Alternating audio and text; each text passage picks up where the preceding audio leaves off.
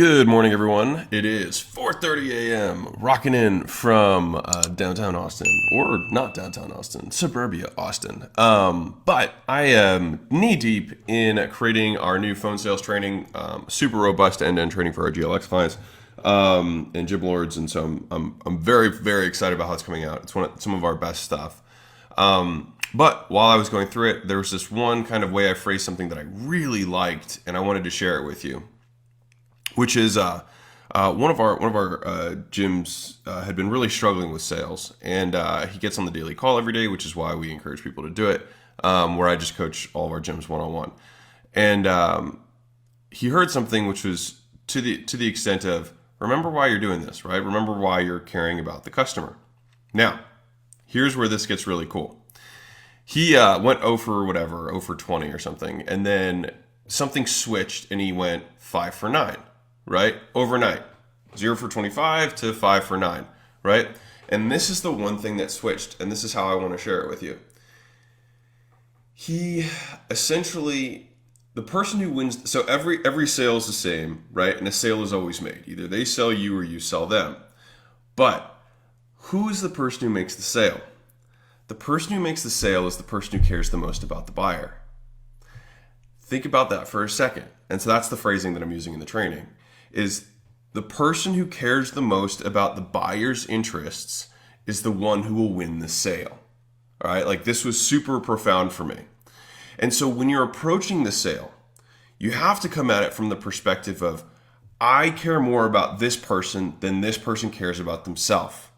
And this is what that gym owner was able to flip in his mind, was he remembered why he said, because I give him the term commission breath, right? People can smell whether you're in it for your agenda or their agenda, right? And so if you want to win the sale, you have to come at it from the perspective that I care more about your best interest than you do, right? You're going to throw these things in my way, but I care about you enough to get us through them so we can get to the promised land, which is you getting help, which is why you're here, right? And you have to expect that you're going, like, the sale is not going to go the way that you imagine in your head, because people bring all this emotional baggage to the sale. And it's a problem that's covered in shame and guilt, which is a great way of saying it's not easy to get people to trust you, to build rapport so they can actually be real with you. The moment you're able to get someone to be real with you in the sale, you've already won the sale. Right? Because at the end of the sale, if for some reason they actually can't afford it, which is a very, very, very, very, very, very, very, very small percentage of people, then you're on the same side of the table with them, and it's like, cool, then let's actually figure this out together. But you're coming from it from a perspective that they trust that you are acting in their best interest, right? And so that's ultimately the sale that's being made, is that the person needs to trust that you care more about their agenda than they do. Think about it. That's the sale that's being made. If they believe that you care more about them genuinely than they care about themselves, or have demonstrated care about themselves, then you will win. And so that's why I see some of our gyms who honestly aren't the most skilled salespeople, but they kill it. And because I know these guys, because there's some guys who are just very process oriented. They follow the fucking script and they crush it, right? And that's great. And I know why those people are successful, right? Because they were successful at everything. But there's some people who are, quote, personality driven salespeople. And these are like the really genuinely kind-hearted, caring people that you can immediately tell from their vibe that they really love fitness and really love helping people get in shape and lose weight and take control of their lives. Those people get away with so much lack of skill in the sale, but are able to close because the people believe that they really are acting in their own best interest, right? Which is why having conviction in your product is so important. And so if you can simply have that one reframe before you go into the sale, which is, I'm going to approach this from the perspective that this person needs my help, but like actually though, like actually getting them to, like you actually believing that they need your help and that you have to have their true best interest at heart more than they do. Which is why if you do genuinely have that belief, you're going to force them to confront the limiting beliefs that they had, right? And you're like, listen, like, let me be real with you here. Like, do you think that the reason that you haven't been successful is because like you've kind of just like falling off the bandwagon. Like you've been putting the food in your mouth, right? So that's whose responsibility is that? Is that your busy schedules? Is that your husband? Whose responsibility is that? Right? And they're like, well, I guess it is mine. And you're like, right. And I'm not saying this to be mean to you. I'm saying this because I want to help. But this time's going to be different, right? And so that way you can break these beliefs systematically throughout so you can actually help this person. All right? Because sales is just coaching, right? With an outcome that's defined over a period of time. And so I guess the biggest point that I want to make here is that if you can just think about it from that perspective, this guy had the same script from his first, 25 reps to the last 5 of 9 that he had, right? And mind you, he made this realization at rep 25, which for some reason is a magical number, all right? But at rep 25, he realized that he just was trying to sell on his agenda and not on the agenda of the other person's. And there's sometimes one of the things that I was just talking to our sales team about is advanced salesmen are advanced because they never don't do the basics, right? People are defined as advanced because of their outcomes, not because of their tactics, all right? Advanced lifters aren't doing different tactics than novice lifters. They just lift more weight. And the reason they do it is they've just done it consistently longer, right? Or they're more consistent in general.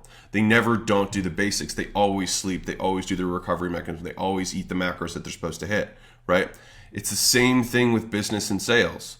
Like the best salespeople are consistent because they never don't do the basics. The tactics don't change. It's just your execution of them. All right. And so when I look at professional development, sorry, this is a big zoom out, but I think it's important. When I talk to higher level, entrepreneurs who are at like 10 million, 20 million, et cetera, and they're like, what do I need to do to get to the next thing is I see 3 major breaking points in professional development as an entrepreneur. The first is skills, right? People enter the marketplace of entrepreneurship with no skills. They have nothing to offer of value. And so they have to go acquire skills. And there's far more skills that you need to acquire than you think, right? You're like, I need to be able to get customers. But being able to get customers is a lot of skills put together, right? You have to know how to write copy. You have to know how to create creative. You have to know how to build landing pages. You have to be able to buy and place traffic.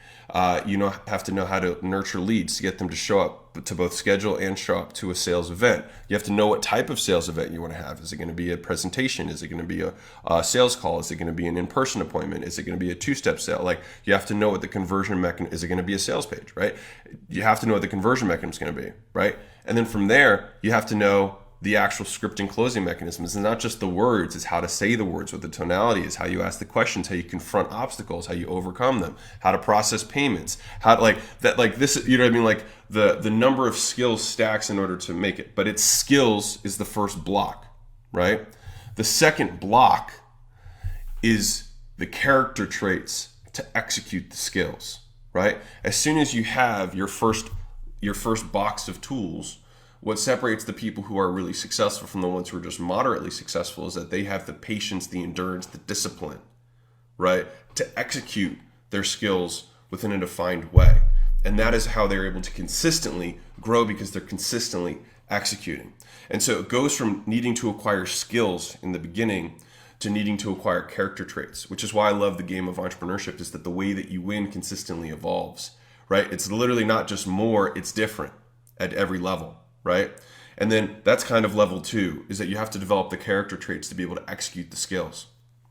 And then the third is your beliefs, right? Your beliefs about the world, your beliefs about the market, your belief about what's possible, your tolerance of what is acceptable in your organization from a standpoint of speed, a standpoint of excellence. And those beliefs are top down. Those are from you, right? And so as you move through, I think it's cyclical. Right? I think it's every level encompasses all 3 of those things, and you kind of have to spin your way through the 3 of those things over and over again. And the reason it gets difficult is that you still have to maintain the skills, the beliefs, the character traits of the base below before you can get to the next level where you have new beliefs, new skills, new character traits that need to be developed. And that's why I think most people love entrepreneurship, or at least hopefully you like entrepreneurship if you're in it. Is that it constantly forces you to grow, and growth is painful, right? And so it's this weird masochistic desire to continue to improve and yet suffer the entire way, but love the process while you're suffering. So it's this kind of meta thing. But anyways, I won't get too deep into that. big point here is that if you're trying to close and you're trying to get your sales team to close, the person who cares the most about the buyer will win. If the buyer cares more about their outcome than you do, then they will win. If you care more about their outcome genuinely than they do, they will feel that, A, and B, when you confront their beliefs, they'll see it from a place of genuine care and they will be real with you. And then when you get to the close, they're not going to bring their baggage because you confronted the baggage because you did it from a place of care, and then they will trust you in the close to take them where they need to go.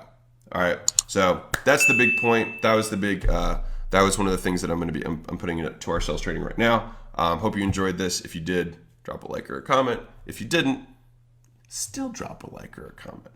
All right. Anyways, have an amazing Thursday. I'll catch you guys soon. Bye.